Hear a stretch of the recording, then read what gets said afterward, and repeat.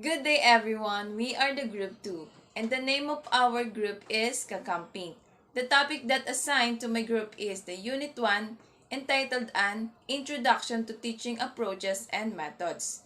My name is Josa Moralion and I will be the first reporter. Let's proceed to the process of teaching physical education definition of terms. Process of teaching physical education. Teaching refers to the role of teachers engaging students in activities that will enable them to acquire knowledge and skills while promoting worthwhile to values and attitude. To promote learning, it is a composed of planned exercise that ultimate process is learning. Physical education is a process of learning. The context being mainly physical, the purpose of this process is to develop specific knowledge, skill, and understanding and to promote physical components. That physical education can be defined as the education that deals with all-around development of an individual through carefully selected physical activities. It can also be described as an integral part of total process of education that makes use of selected and properly conducted physical activities in this development of the whole individuals. When a teacher and her student go through a well-planned, step-by-step process that is the aim at the desire of learning result. This is accomplished by simulating positive experiences. Teaching is the fundamentally a process including planning, implementation, evaluation, and revision. Planning and teaching a class are familiar ideas to most instructors. More overlooked are the steps of evaluation and revision.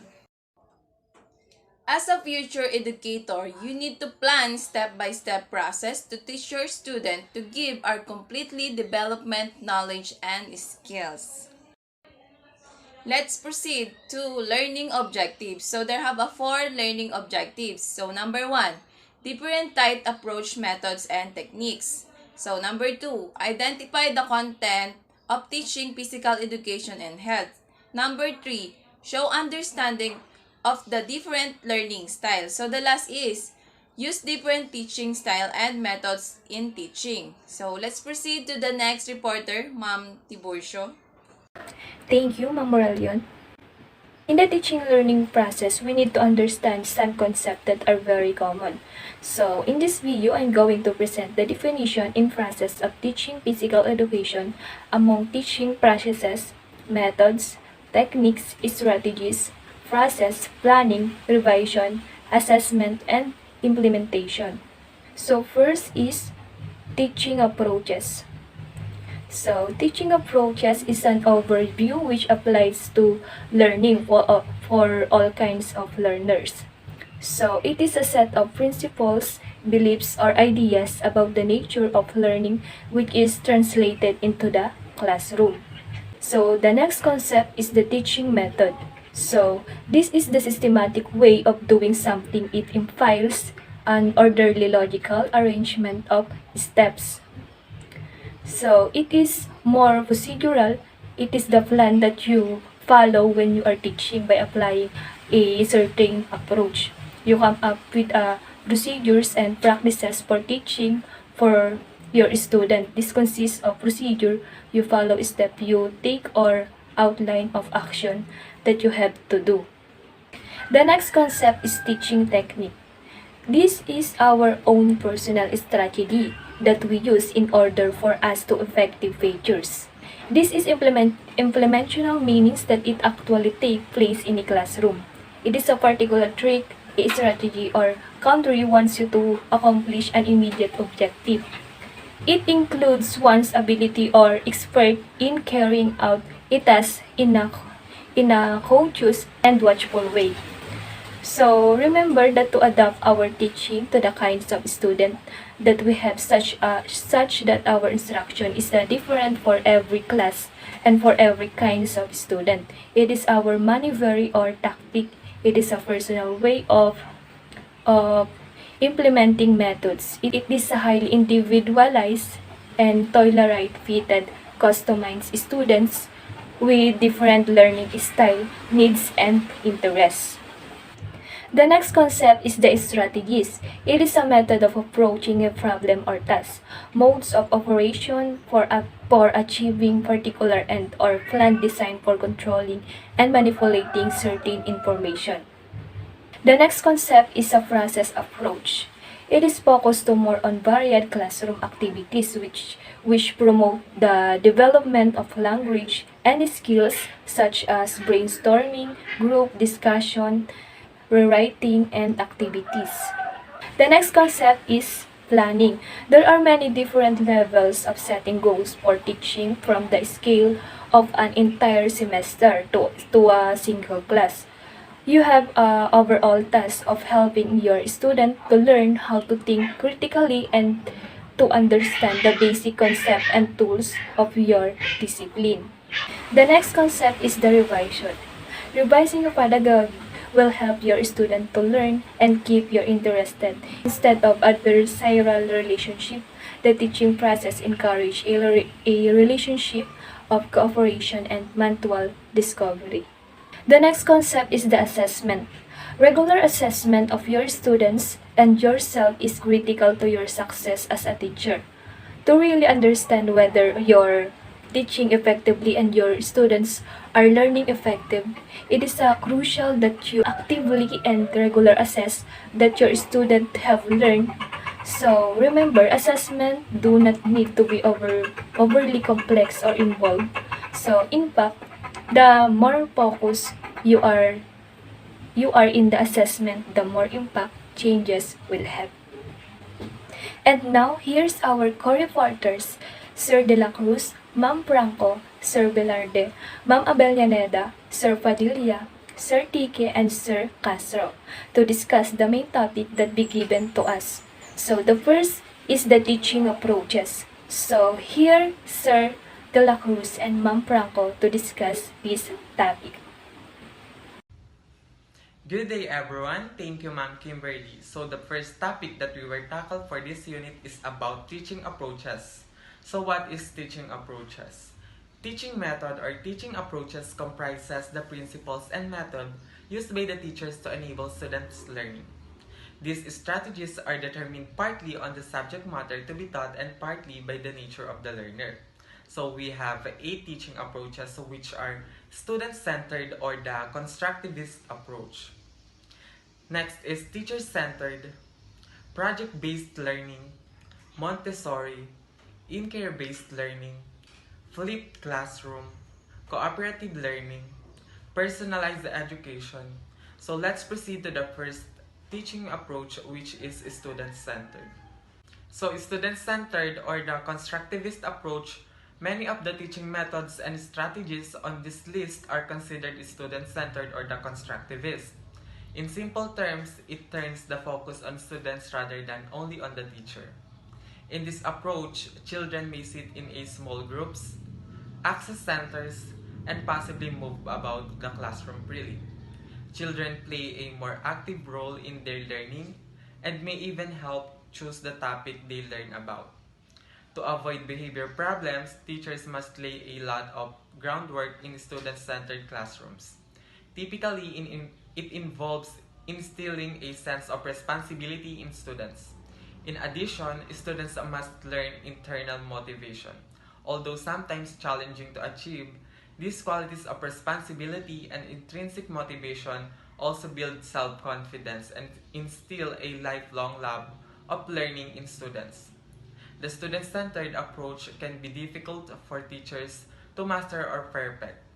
However, the result and outcomes can be very positive when the approach is effectively employed. Next is the teacher-centered, often thought of as one of the most traditional teaching methods. The teacher-centered methodology attention is concentrated on the teacher. Teachers are in charge of the classroom and direct all activities. Typically, in this approach, children are seated at individual desks that face the teacher.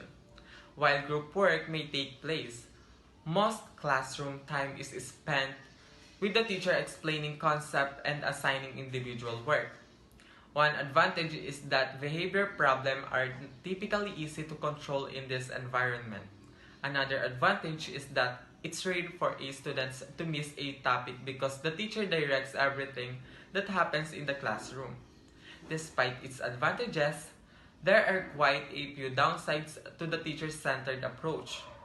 Most importantly, children don't get to benefit from the social advantages of other approaches.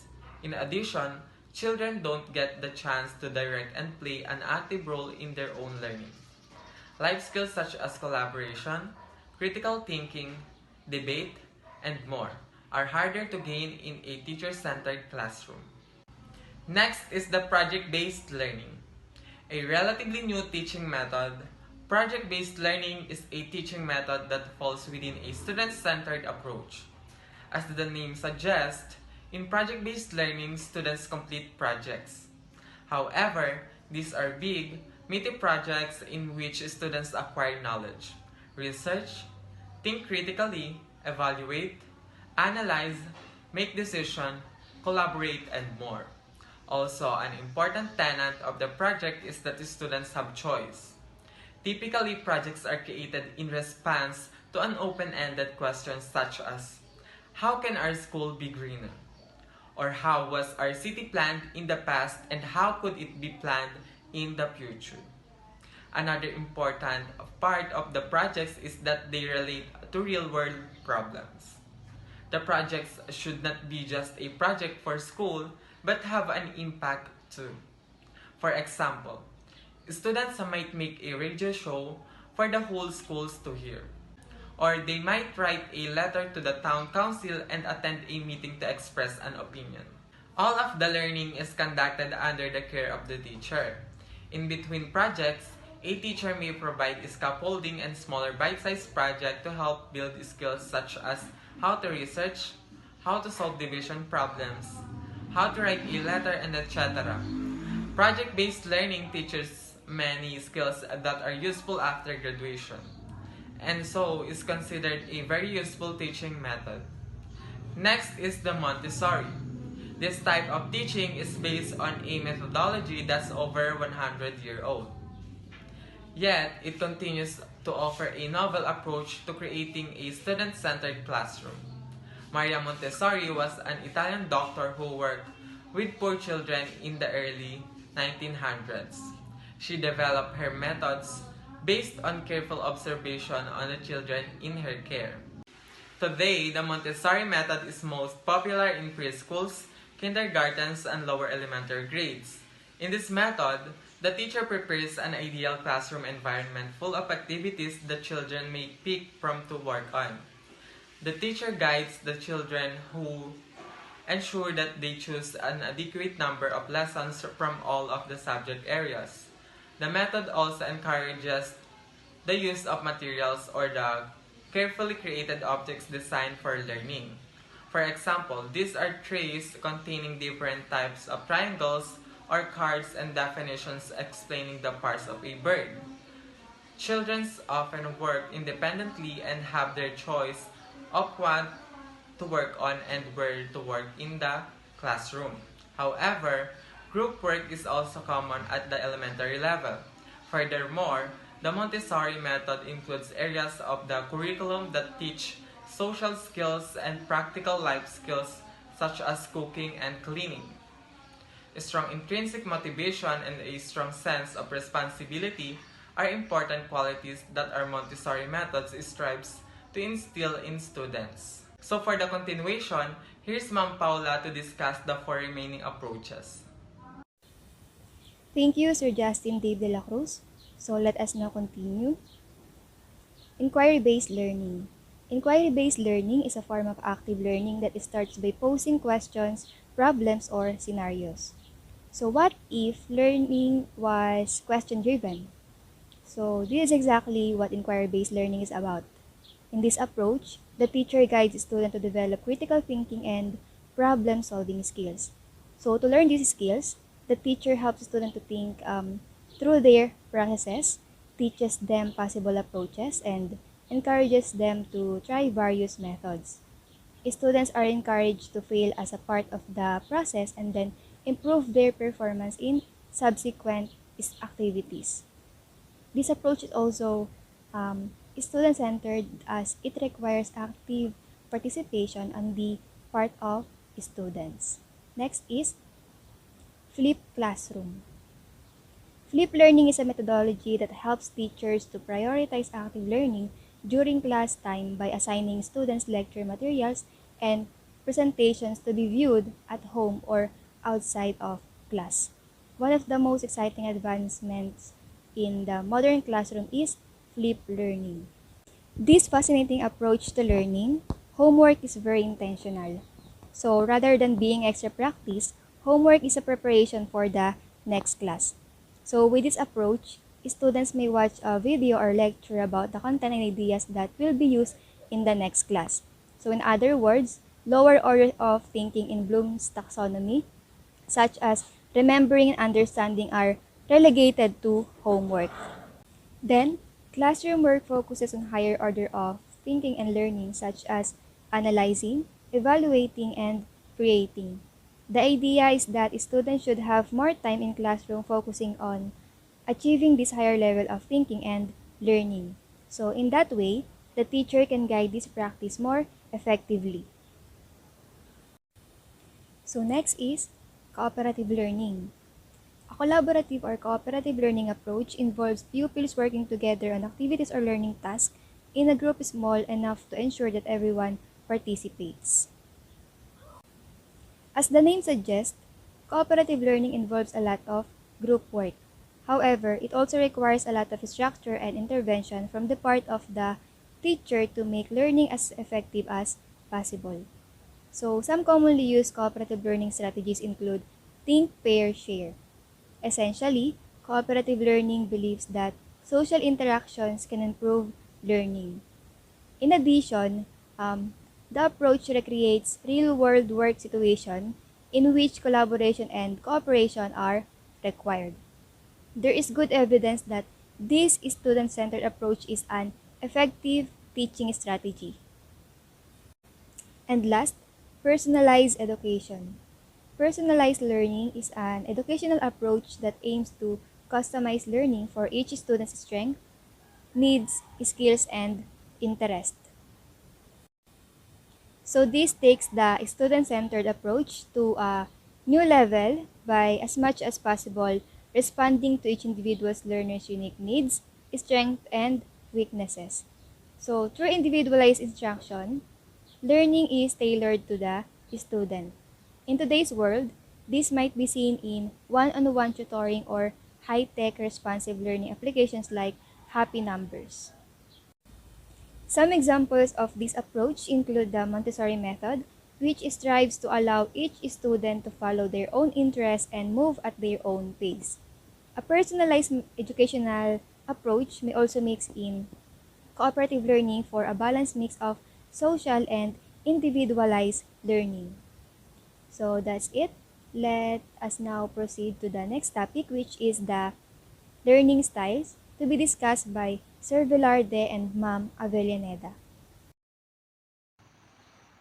So there are four learning styles: the visual, auditory, reading, write, and kinesthetic. The first is visual.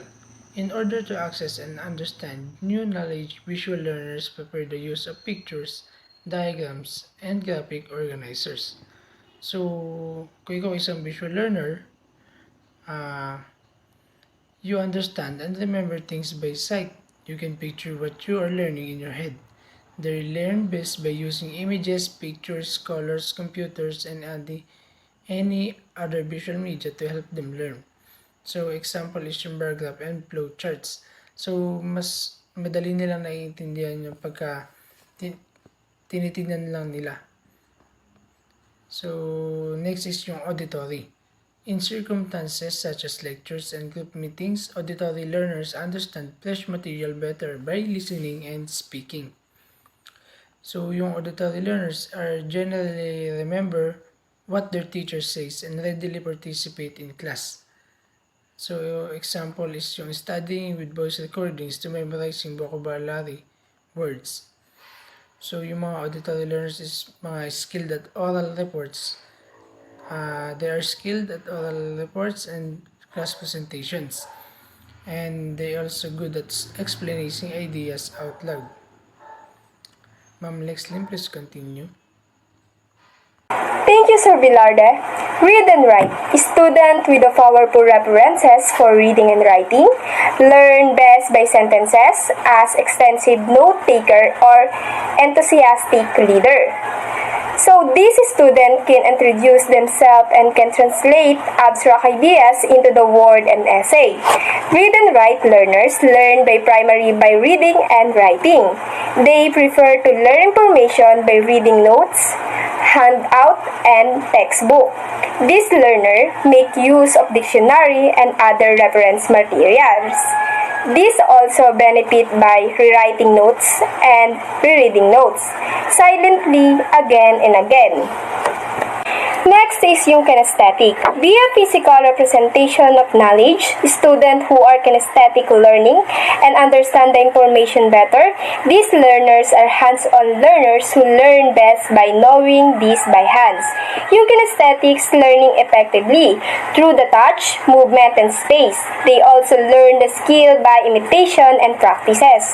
So they appreciate the instructor who use the real-life example and prefer hands-on the approaches learning. Hi, good day. I'm John Brian L. Padilla from BPED 3B. So now we will discuss the characteristics of a 21st century learner. So learners will have to acquire a set of skills and adopt certain characteristics in order to become successful in 21st century society. So first is creativity and innovation. Students need to be able to think creatively, create fresh ideas that are interconnected in their learning, uniqueness, and resourcefulness. Sa panahon ngayon, yung creativity and innovation are critical skills na kailangang i-possess ng mga estudyante. Hindi lang ito yung mga capacities, fundamental drivers in the global workforce, but ito yung pinakamabilis na maging key requirements for success personally and professionally. So, according to the National Education Association 2012 and Andane and Murphy 2008, naniniwala sila na kapag ang isang bata ay umalis ng school or graduate sila without having this innovative capacity and not knowing how to be creative, meron silang tsansa na maging hindi prepared sa kanilang workforce and sa mga challenges na ibibigay ng society sa kanila. Kasi ngayon 21st century, ang creative skills and innovation are highly desired. Then next is collaboration and communication. An important element in any successful collaboration between students is the ability to interact effectively. So the world children are growing up in today is a world where communication, collaboration, and teamwork is essential. That is according to Andane and Murphy 2008. Due to the increasing improvement of technology and economic globalization, these skills are now absolutely necessary. Without them, hindi magiging successful o magsasucceed yung estudyante sa modern society. So, effective collaboration requires students to learn to respect each other's differences, pati na rin yung kanilang different personalities. This allows children to collectively solve problems as a team, creating and innovating original ideas as a team then. So, sa pagkatuto to how to collaborate effectively, it will greatly increase and give students employment opportunities in the future. So, as the collaboration of knowledge is a key factor ngayong global corporate world. Ito yung mga hinahanap ngayon sa mga kailangang trabaho. So, the ability to communicate effectively is an essential ingredient. Siya yung isa sa mga essential ingredient sa characteristics ng isang learner ngayong 21st century para yung mga collaboration between students maging successful. So, students need to have the ability to present their ideas articulately through a range of oral, written, at saka sa nonverbal communication platforms. So, next is critical thinking and problem solving. So, constant technical changes mean that students, both in their education and future jobs, need to be prepared to adapt to any transition and continue to perform at their potential. So, students need the ability to think critically and handle any problem that may arise in their life in a continuously changing world.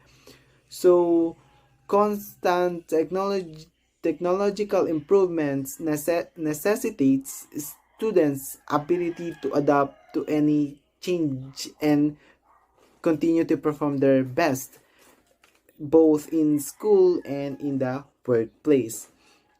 So, to be able to adapt to change effectively, kailangan ng mga estudyante na meron silang ability to make connections between the information and arguments. So, interpret nila yung information to draw conclusion and reflect critically on learning experiences and process. So, to adapt, students need to have this ability to solve problems in both conventional manner and through the use of innovation. So, kailangan din nila ng critical thinking and problem solving para sa mga bagay na nangyayari sa kanilang buhay din. Sa mga totoong buhay para yung mga problema masolve nila kahit sa bahay, ganun. Then, this ability will allow students to adapt to any changes in future employment, allowing them to continue as an effective team member. So now, let's move to another characteristics of a 21st century learner to be discussed by Sir Marco Paulo Tique. Hi, good day everyone. Global citizen. In every decision, students need to become internationally minded people, recognize others' cultures, nations, and lifestyles, as well as learn to interact effectively with a different culture and backgrounds. Students should use their learning skills of the 21st century to understand and interact with global problems and diverse learning cultures to better prepare for skilled economy. So in global citizen, based upon the meaning in 21st century, the learners or students must be internationally minded people. They must recognize other cultures, nations, and lifestyles and interact to them. So an individual must learn how to connect to other people. We must know and respect others' opinion and beliefs. That's the best way to make a good relationship to them. So students or learners must practice those etiquette, especially giving respect to other people, because ito po yung paraan para magkaroon ng magandang relasyon at magkaroon ng matatag na ugnayan at pagkakaibigan. Dapat igalang at irespeto natin ang ibang tao. We can also resolve different situation and phenomena that will going to happen in the future and in society. And next is technology literacy. Learners of the 21st century are digital natives. They are familiar to constant technological changes and welcome any technological advances. When they happen, they must then be able to analyze any information objectively and competently to learn what is important and what to discard, so that they can share information as conclusive analysis to others. So in technological literacy, the 21st century learners explore different features in technology. They can easily adjust in new and innovatively technology that can develop and enhance their ability. Especially po during this time of pandemic, ang mga 21st century learners ay mabilis ding nakapag-adjust at naituloy ang pag-aaral through technologies. Wala pong pandemya ang makakapigil sa mga learners na ituloy ang pag-aaral. So, I believe that technology is big help and blessings to us. It can make things easier. We can also connect to our loved ones through technology, and the 21st century learners can more develop and make a big success in future. And last, lifelong learners. Main factors are lifelong learners' skills are globalization and technological development. And students must adjust to these skills and knowledge to become successful in the different. So, in lifelong learners, the 21st century learners must be flexible and fighter because they are our future. They must learn how to interact to other people, respect to other people. They must develop their skills and ability in technology and more. So today, or someday, they will never left behind. The 21st century learner must be strong enough to face any problems and situation happen in their society and surroundings. They also need to have care and sympathy in calamity and society. So that's all. Let's proceed to the next reporter, Sir Jeffrey Castro. Good day everyone, I am Jerry Castro, the next reporter. So our topic for today is all about 9 multiple intelligences by Howard Gardner. 9 Gardner's multiple intelligences by Howard Gardner. Theory of multiple intelligences. So this theory suggests that traditional psychometric views of intelligence are too limited. Gardner first outlined his theory in his 1983 book of Brains of Mind, that the theory of multiple intelligences, where he suggested that all people have different kinds of intelligences. So sinasabi sa theory na to na ang mga tao ay may kanya-kanyang talino. Halimbawa, si Juan ay matalino sa sports at si Pedro naman ay matalino sa reading, visualizing, and musical. So may mga tinatawag din tayo dito na yung iba, di ba, plantito-plantita, naturalistic, like that. So yun ang pakiwari dito ni Howard Gardner. So now, let's move on in 9 multiple intelligences. So first is naturalistic, musical, logical, mathematical, existential, interpersonal, verbal linguistic, bodily kinesthetic, intrapersonal, spatial intelligences. Ngayon alam na natin yung 9 intelligences or 9 multiple intelligences by Howard Gardner. So ano nga ba ang ibig sabihin nito? So let's start in naturalistic. First is naturalistic. So, personality naturalistic, ito yung naturalistic intelligence refer to a person's interest in the natural world of animals, plants, and the natural world around them. It is the ability to identify and classify patterns in natural environment. Individuals with naturalist intelligence have a sensitive to and appreciation for the nature, understanding in nature and organic process. This is called nature smart. So I have here the example or sample video para mas lalo nating maintindihan kung ano ang ibig sabihin ng naturalistic. Loy, paglaki mo, ano gusto mo maging? Ako, Ang gusto ko ay maging isang DENR. Ikaw, anong gusto mo? Yun nga rin naiisip ko eh. Kasi mahilig ako sa mga puno, mahilig ako sa halaman, at mahilig din ako magtanim. So, nang naiisip ko ay maging isang agriculturist. Agriculturist. Maganda yung mga plano So, mo. ikaw, bakit DNR? Ako kasi gusto ko na pangalagaan yung mga ating kalikasan at yung mga hayop na nakatira sa ating kalikasan. Ako naman, kaya gusto kong maging isang agriculturist kasi gusto kong tulungan yung ating mga magsasaka pagdating sa kanilang sakahin tulad ng palay at iba pang mga gulay. So, yun ang gusto ko paglaki ko. So our second is musical. The musical intelligences is an example of an intelligences which Gardner defined as an ability to produce and appreciate the rhythm, pitch, and timbre or appreciation of the forms of musical expressiveness, and capacity to recognize, create, reproduce, and reflect on music. So, kalamitan na tinatawag din to na sound smart. So, ito yung mga tao na mahilig sa musika or music, like mga composers, singers, and yung mahilig magpatugtog ng mga music instrument. So, para maintindihan natin na lalo ang ibig sabihin ng musical intelligences, so I have here the sample video.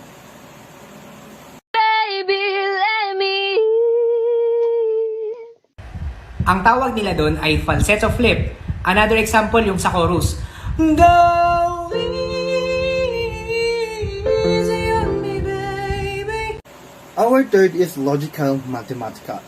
Logical mathematical intelligences refers to the capacity to analyze problems logically, carry out mathematical operations, and investigate issues scientifically, and is skill at deductive reasoning, detecting patterns, and logical thinking. And ito yung kadalasan tinatawag natin na number or reasoning. So, para maintindihan natin ito, no, I have example here like the engineers, yung mathematician, like that, and yung mga mahilig sumagot ng mga logic or mga maze. So, para mas lalo natin maintindihan ng deep meaning ng logical mathematical intelligences, I have here the sample video.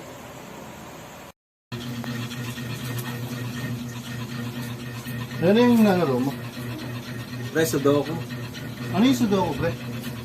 Laro to na patungkol sa mga numero kasi mahilig ako sa mga numbers. Alam mo ba na merong tinatawag na katalinuhan sa pagdating sa mga numbers or reasoning? Hindi eh. So, kung ganyan, ito ay isang logical mathematical intelligence. So, napapabilang ka doon. So, ang galing mo naman. Pwede bang turuan mo ako niyan? Oo, ganito lang yun. Ayos. Ang galing pala, no? Laki na ng pera ko. Our next is existential.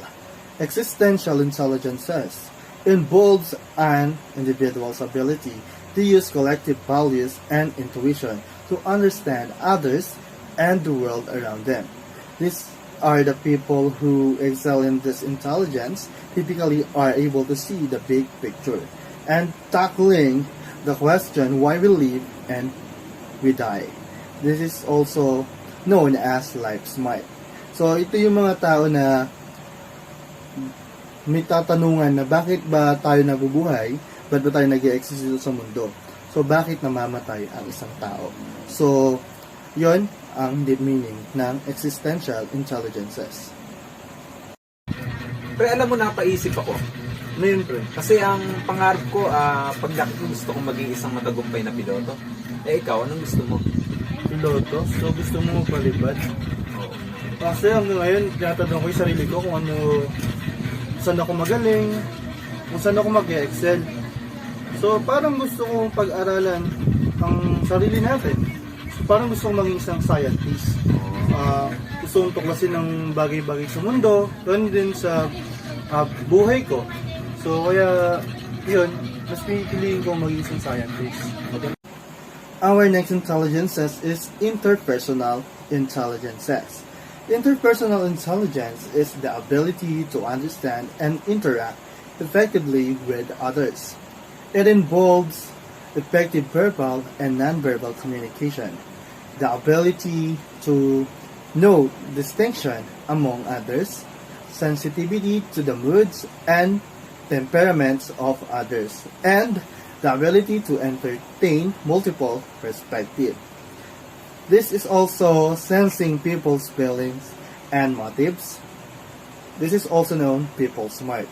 So ito yung mga tao na natututo gaya na lang sa group study or brainstorming. Natututo sa kapwa nila yung taong na to. So para sa deep meaning at lalo natin maintindihan ang ibig sabihin ng interpersonal intelligences, I have here the sample video. Pre, may pagsusulit tayo sa susunod Pwede bang mag-review tayong dalawa? Sure. So ano ba yung natin? I-review natin. Ito yung tungkol sa buhay ni Rizal. Buhay ni Rizal. Pero mahina ako dyan. Sa history. Madali Pero lang to. madali naman sa akin pag may kasama akong mag-review.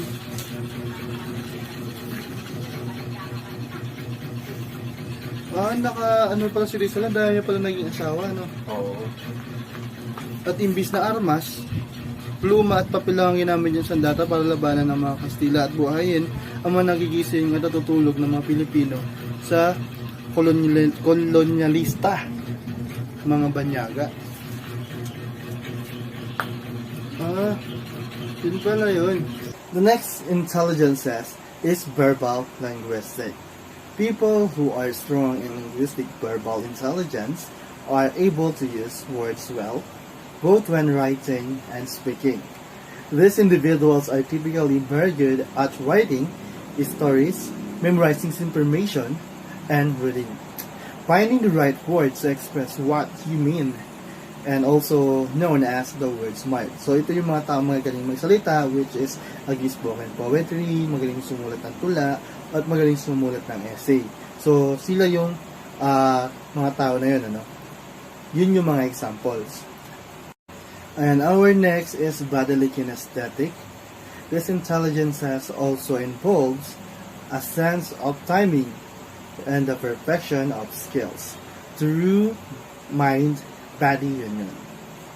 Some of the example is athletes, dancers, surgeons, and craftspeople exhibit well-developed bodily kinesthetic intelligences. This is also known as coordinating your mind with your body. This is also known as body smart. So, ito yung mga taong matatalino or magaling sa pagsasayaw, sa sports, sa mga body gesture. Ayan, ano. So, sila yon.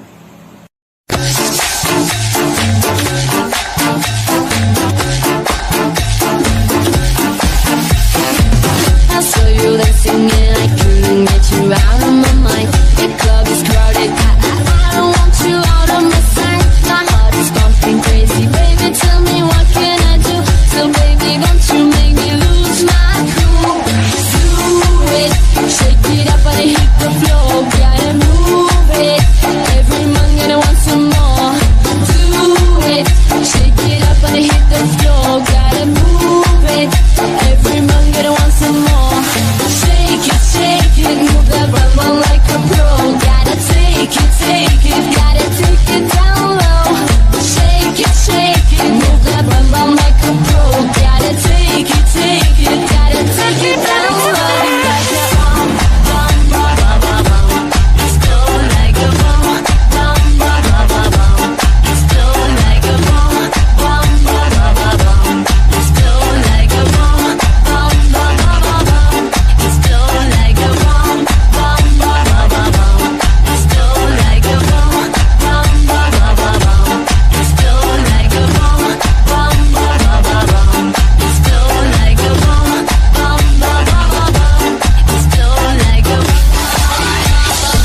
I saw you dancing and I couldn't get you out of my mind. The club is crowded, I don't want you out of my sight. My heart is pumping crazy, baby, tell me what can I do? The next intelligences is interpersonal. People with interpersonal intelligences are adept at looking inward and figuring out their own feelings, motivations, and goals. They are quintessentially introspective. They analyze themselves and seek understanding. understanding yourself, what you feel, and what you want. This is also known as self-smart. So ito yung mga tao na natututo sa or magaling sa sarili nila, no? So mas natututo sila ng sila lang, no? Para maintindihan yung sarili nila at kung ano saan nga ba sila magaling. So yun. So our last intelligences is spatial intelligences. Spatial intelligences is an area in a theory of multiple intelligences that deals with spatial judgment and the ability to visualize with the mind's eye. An intelligence provides the ability to solve problems or create products that are valued in a particular culture. Visualizing the world in 3D, it's also known as picture smart. So ito yung mga taong magaling pagdating sa pag-visual ng mga image. Like for example, sa mga exhibit, madalasan mo sila makikita ron.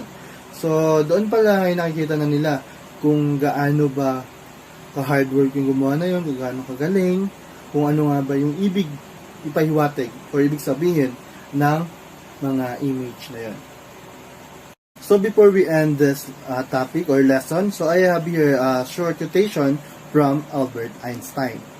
So sabi nga rito ni Einstein, everybody is a genius, but if you judge a fish its ability to climb a tree, it will leave its whole believing at it's stupid. So dito nga sabi niya na pag yung isang bagay ay pinaniwalaan mo, ay maniniwala ka sa buong buhay mo na yun ka. So dapat ni-explore natin yung sarili natin. Hinahanap natin kung saan tayo magaling at kung saan tayo nag-excel. So yun ang ibig sabihin ni Einstein. So that's all for today. I hope you learn a lot about my discussion. God bless and thank you everyone. And her goal is not in her. She's a